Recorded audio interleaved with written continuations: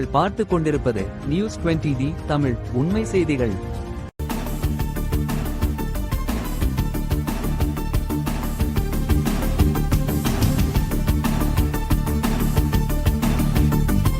வணக்கம். News 20D Tamil செய்திகள்.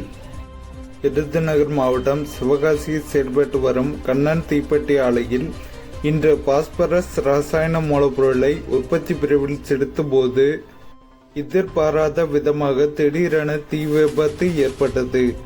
தீப்பற்றல் ஏற்பட்டதை கவனித்த ஆலையில் பணியாற்றி வந்த 50க்கும் மேற்பட்ட தொழிலாளர்கள் உடனடியாக பாதுகாப்பாக வெளியேற்றப்பட்டனர். இதனால் பெரும் உயிரிழப்பு ஏற்படாமல் தவிர்க்கப்பட்டது. தீ விபத்து குறித்து தகவல் அறிந்த சிவகாசி தீயணைப்பு மற்றும் மீட்பு பணியாளர்கள் விரைந்து வந்து தீயை கட்டுக்குள் கொண்டு வந்து முழுமையாக அணைத்தனர். இந்த தீ விபத்தில் ஆலையில் இருந்த பல லட்சம் ரூபாய் மதிப்பிலான தீக்குச்சிகள், பாஸ்பரஸ் உள்ளிட்ட ரசாயன மூலப்பொருட்கள் தீயில் இருந்து சேதமடைந்ததாக தெரிவிக்கப்பட்டுள்ளது. சம்பவம் தொடர்பாக சிவகாசி கிழக்கு காவல் நிலைய போலீசார் நேரில் சென்று ஆய்வு மேற்கொண்டு தீ விபத்து ஏற்பட்டதற்கான காரணம் குறித்து விசாரணை நடத்தி வருகின்றனர்.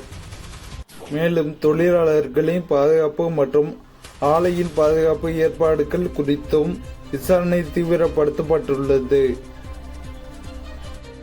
நியூஸ் 20D தமிழ் செய்திகளுக்காக விருதுநகர் மாவட்ட செய்தியாளர் ப. அழகர்சாமி.